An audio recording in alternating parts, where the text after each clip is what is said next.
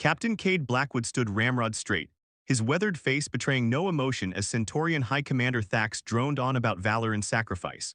The ceremony inside the makeshift military outpost felt suffocating, all polished medals and formal speeches, while just beyond the perimeter, the remnants of war still smoldered. For exceptional courage in the face of overwhelming odds, saving Forward Base Epsilon and its 300 personnel. Cade tuned out the platitudes. What he'd done at Epsilon wasn't heroism, it was survival, desperation, and blind luck. The nightmare still came, filled with the screams of those he couldn't save. And in accordance with the ancient customs of gratitude, we bestow upon you a gift of highest honor. Cade refocused as two Centaurian guards entered, escorting between them a slender, humanoid figure. Her skin was the palest lavender, almost luminescent, with intricate patterns flowing across her exposed arms and face like living tattoos. Large, almond-shaped eyes of deep violet glared defiantly despite the restraints binding her wrists. The crest of delicate, crystalline filaments crowning her head quivered with barely contained rage. "A sylphid female," announced Thax proudly. "Young, healthy, and of noble lineage. The sylphid's biological adaptability makes them prized possessions throughout the galaxy." Cade's stomach lurched. "Possession," he repeated, breaking protocol. Thax continued unperturbed. "She is called Alara, formerly daughter to a high commander of the enemy forces. As is custom, the bravest warriors receive the finest spoils. She is bound to you by the sacred rituals of servitude. Her life and service are yours to command." The sylphid woman, Alara, raised her eyes to meet Cade's. There was no pleading there, only fierce, burning hatred and resignation. "This is unacceptable," Cade said flatly. A confused murmur rippled through the assembly. Commander Thax's secondary breathing slits flared with irritation. "Captain Blackwood, perhaps you misunderstand the honor." "No, Commander, I understand perfectly." Cade stepped forward, approaching Alara directly. "I reject the premise entirely. Where I come from, we don't own people, not ever."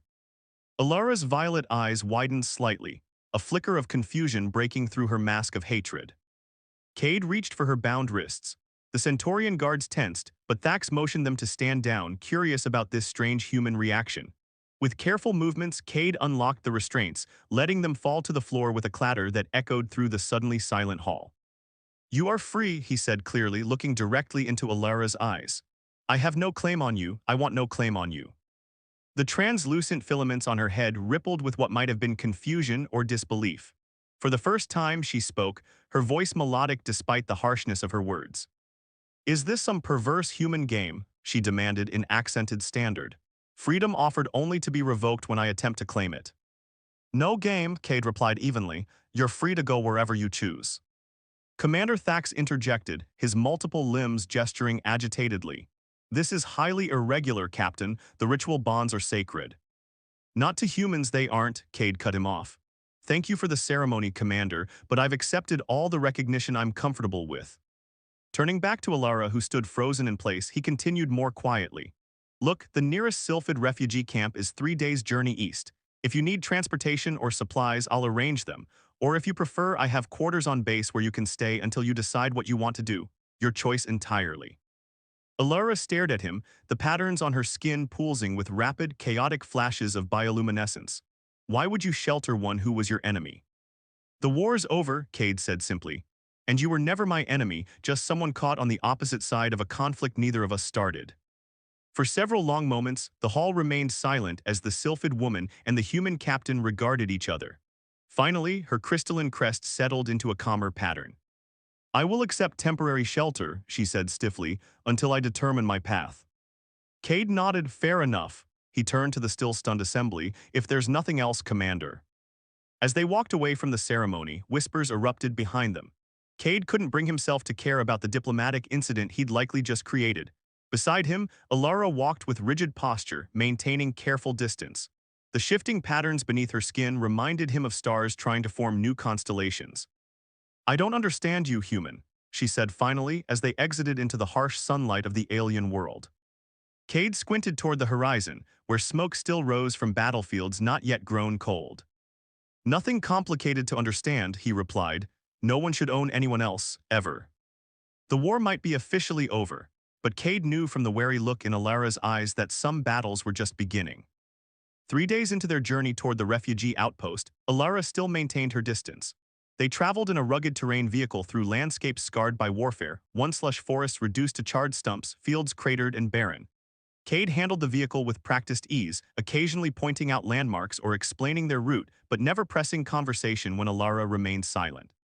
At night when they made camp, she watched him with analytical precision. The human was a puzzle she couldn't solve.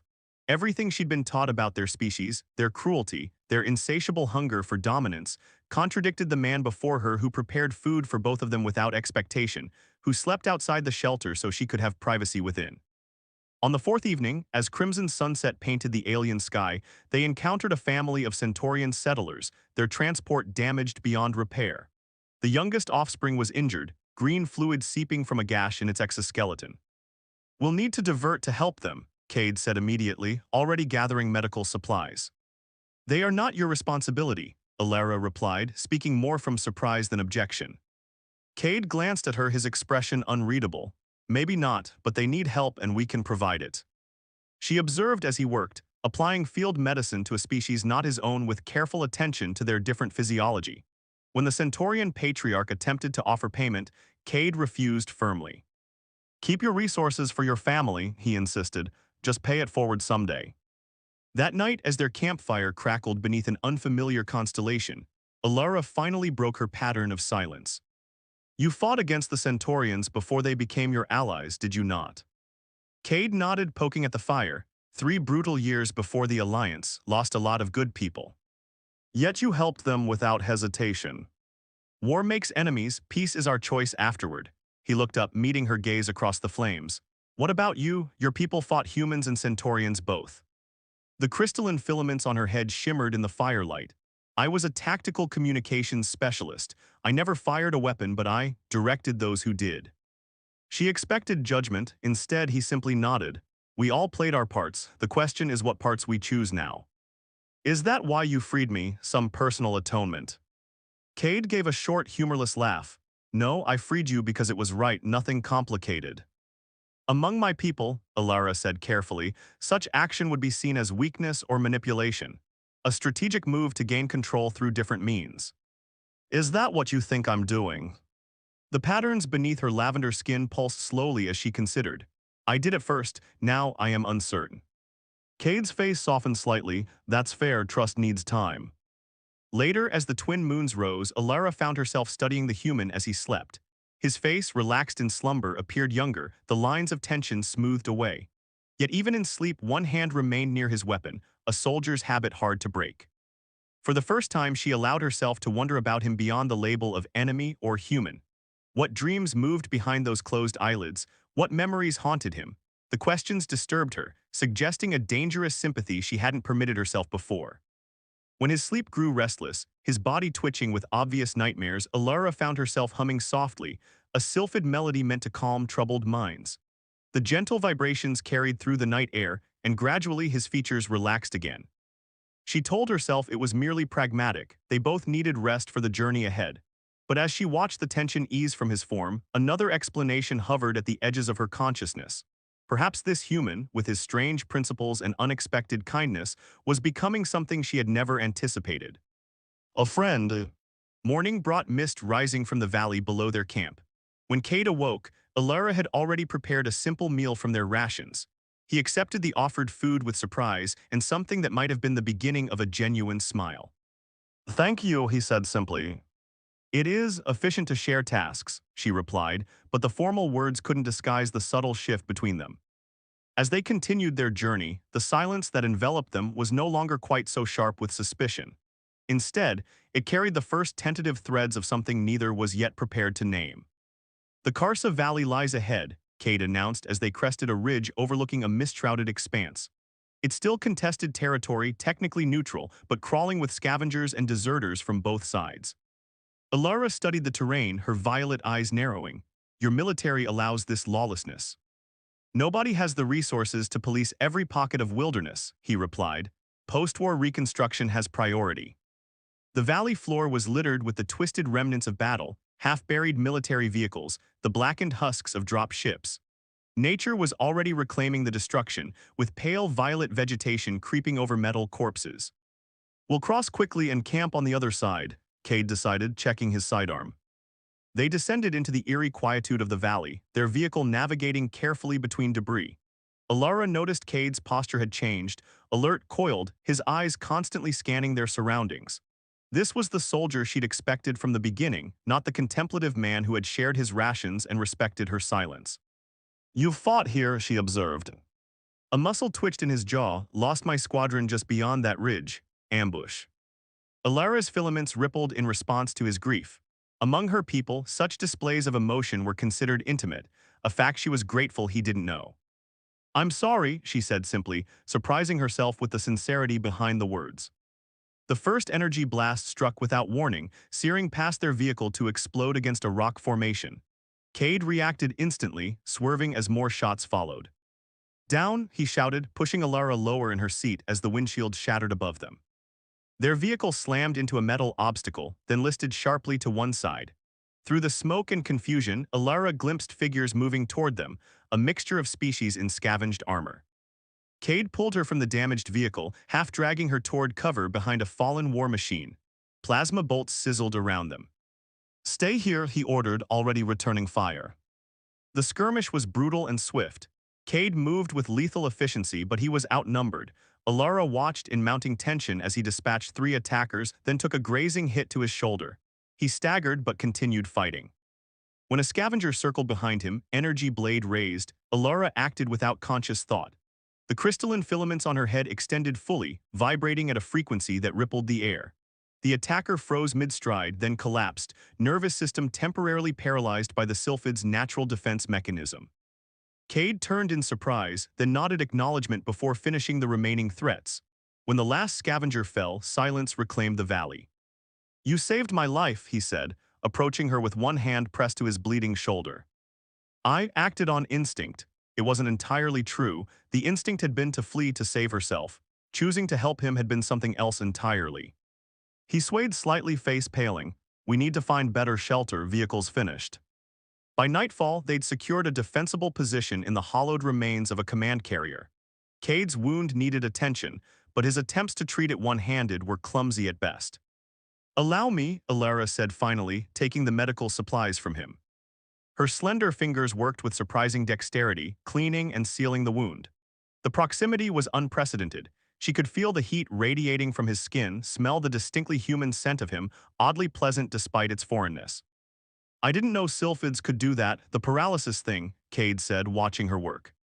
"It is normally used in courtship displays," she admitted, then added hastily, "or defense. Most species find it disorienting rather than completely incapacitating." Effective either way, a small smile played at the corners of his mouth despite his pain. "Thank you." When she finished bandaging him, her fingers lingered fractionally longer than necessary against his skin. The brief contact sent an unexpected tremor through her bioluminescent patterns, a response impossible to hide. Cade noticed, his eyes following the rippling light beneath her skin. "Beautiful," he murmured, almost to himself. Alara withdrew quickly, flustered by her body's betrayal. "You should rest. The wound requires time to heal." In the confined space, they were forced to sleep near each other. Cade drifted into fevered slumber while Alara kept watch, her senses attuned to any potential threat. Yet she found her attention repeatedly drawn to the human beside her, the steady rise and fall of his chest, the occasional furrow of his brow when pain penetrated his sleep. When his fever spiked in the deepest hours of night, she hesitated only briefly before moving closer, allowing the natural cooling properties of her skin to soothe his overheated flesh. She placed a hand gently on his forehead, and the relief was immediate. His breathing eased, his restlessness subsided. As dawn approached, Cade's eyes fluttered open, finding her still beside him, her hand now clasping his. "Alara," he whispered, voice rough with sleep and lingering pain. "For medical purposes," she explained quickly, though she didn't withdraw her touch. "My species naturally regulates temperature." His fingers tightened slightly around hers. "Of course, medical purposes." The way he looked at her then, with warmth that had nothing to do with fever, sent another cascade of luminescence flowing beneath her skin, betraying emotions she was only beginning to understand herself. The refugee outpost rose from the plains like a patchwork city, prefabricated structures, repurposed military installations, and improvised dwellings housing displaced populations from a dozen worlds. After 8 days of travel, the sight of civilization should have been welcome, but Alara felt an unexpected heaviness as they approached. "We'll reach the checkpoint within the hour," Cade said, his voice carefully neutral. The wound on his shoulder had healed well under her attentive care, but sometimes he still winced when making certain movements. Yes, she replied simply, unable to articulate the conflict within her. The Sylphid refugee sector occupied the eastern quadrant of the settlement. According to intelligence reports, over 300 of her people had gathered there, attempting to rebuild some semblance of their culture while awaiting political resolutions that would determine their future. You could find your place there, Cade continued, eyes fixed on the road ahead. Maybe even locate family members. Alara's filaments drooped slightly. My immediate family died when our homeworld's defense grid collapsed. I have only distant relations if they survived at all. His hand moved briefly toward hers before retreating. These almost touches had become frequent during their journey, gestures initiated, then abandoned, as if both remembered the temporary nature of their arrangement. I'm sorry, he said quietly. At the checkpoint, Cade's military credentials granted them smooth passage. The human officers greeted him with respect, several recognizing him by reputation. Their curious glances toward Alara contained no hostility, only mild interest at the unusual pairing. The Sylphid sector is accepting new arrivals daily, a logistics officer informed them. They've established a functional community structure. She'll be well received. Alara noticed how they spoke about her rather than to her. A subtle dismissal she'd grown unaccustomed to after days with Cade, who always addressed her directly. Alara makes her own decisions, Cade corrected firmly, and she speaks perfect standard. They were assigned temporary quarters, a small unit with actual walls and electricity, luxurious after nights spent in open terrain. The space contained 2 sleeping areas separated by a partition, offering privacy neither had experienced during their journey. I can arrange an escort to the Sylphid sector tomorrow, Cade said as evening approached. Or, there's no rush, you're welcome to stay until you're ready. The invitation hung between them, weighted with unspoken possibilities. What will you do? She asked, watching his face carefully. I have 3 weeks leave remaining. After that, reassignment somewhere. The war's over, but the military still needs bodies.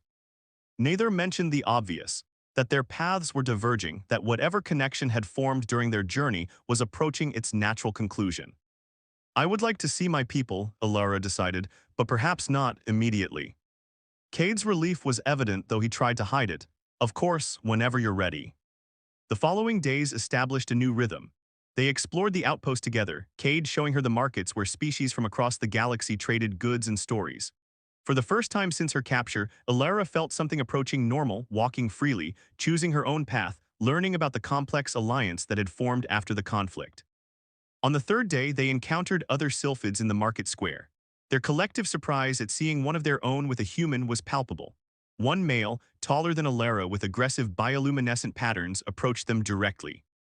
Sister, he greeted her in their native tongue, ignoring Cade completely. Why do you walk with this human? He is my, Alara hesitated, lacking the proper word, companion. The male's filaments bristled. Impossible, has he enslaved your mind? Humans are manipulators, conquerors. You know nothing of him, she replied sharply. I know enough of his kind. The male glanced dismissively at Cade. Our elders counsel against fraternization. Come with me to the sector, your true people await. Before Alara could respond, a group of human soldiers passed by, one calling out to Cade. Captain's slumming with the enemy. Cade's expression hardened. Watch your mouth, Lieutenant. Just saying, sir, pretty exotic company you're keeping.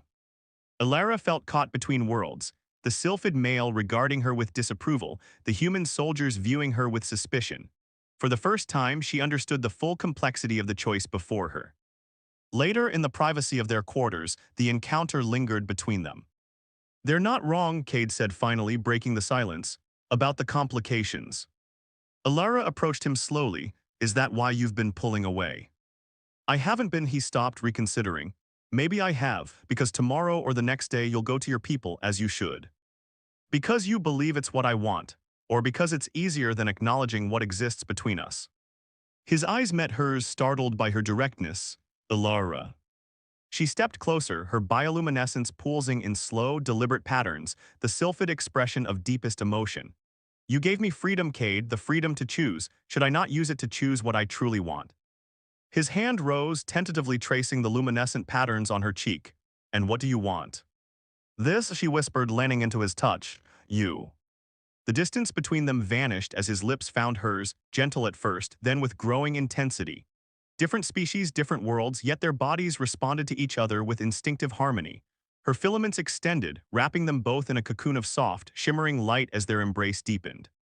When they finally separated, breathless and trembling, Cade rested his forehead against hers. "If you stay with me," he said softly, "neither world will fully accept us."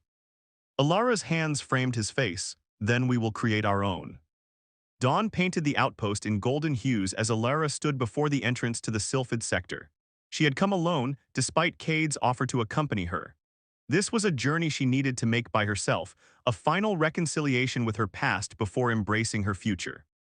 Inside, the familiar sights and sounds of her culture surrounded her, the harmonic tones of Sylphid speech, the communal eating areas, the meditation chambers where crystalline filaments synchronized in group harmony. It was both achingly familiar and strangely distant, like revisiting a childhood home as an adult.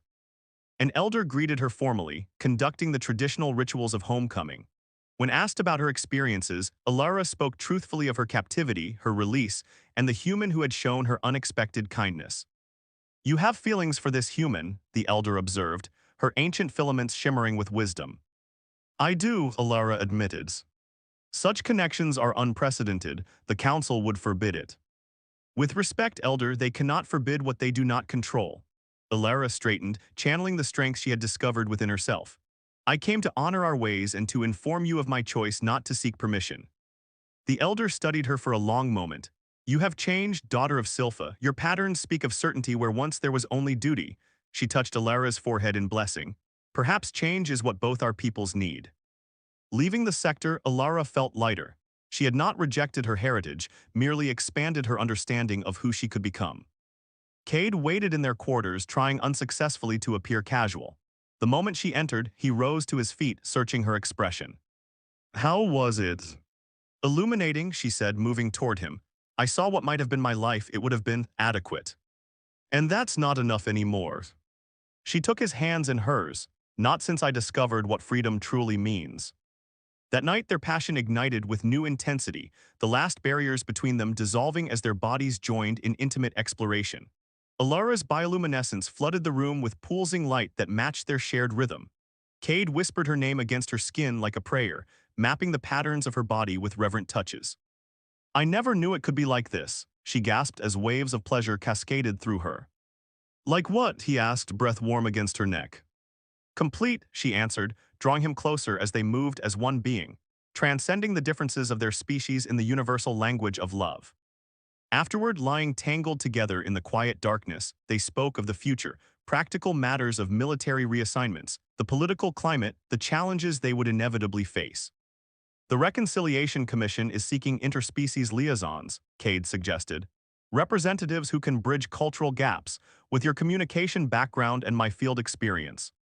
"We could help prevent another war," Alara finished, tracing lazy patterns on his chest. "Create understanding where there has been only fear." Morning brought a message from command. Cade's request for assignment to the Reconciliation Commission had been preliminarily approved, pending review. It wasn't certainty, but it was hope. As they packed their few belongings, preparing to leave the outpost for the Commission's headquarters, Alara paused, a thought striking her. "The ceremony," she said suddenly. "When you were given me as a reward, you said humans don't own people." "We don't," Cade confirmed, looking puzzled. "Yet many of your species speak of possessing another's heart, of belonging to each other." Her filaments sparkled with amusement. "Is that not a contradiction?" Cade laughed, pulling her into his arms. "Completely different concept. That kind of belonging is mutual, chosen freely by both." "Then in that sense only," Alara whispered, her lips brushing his, "I am yours, and you are mine." Outside their quarters, the busy life of the outpost continued, species from across the galaxy working to rebuild what war had destroyed. No one paid particular attention to the human and sylphid who walked among them, hands intertwined, faces turned toward a shared horizon. To casual observers, they might have seemed an odd pairing, his solid human form beside her more ethereal sylphid grace. But those who looked closer might have noticed the perfect synchronization of their steps, the way they anticipated each other's movements, the profound connection that transcended physical differences. As they boarded the transport that would carry them to their new assignment, Alara felt Cade's hand tighten slightly around hers. She returned the pressure, her filaments glowing with contentment. Any regrets? He asked softly. She thought of the long journey that had brought her here, from captivity to freedom, from enemy to lover, from isolation to belonging. Not one, she replied with absolute certainty.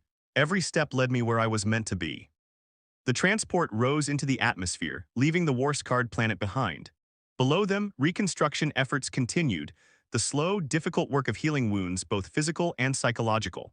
Above, the stars beckoned with possibilities neither had imagined before finding each other. Freedom, Cade murmured almost to himself, isn't just about breaking chains. Alara completed his thought, understanding him as she always did now. It's about choosing the bonds that make us stronger. As the planet receded from view, they faced forward together, two beings from worlds light years apart who had discovered the most profound truth of all. That freedom's greatest gift is the power to choose love, even across the boundaries of stars and species.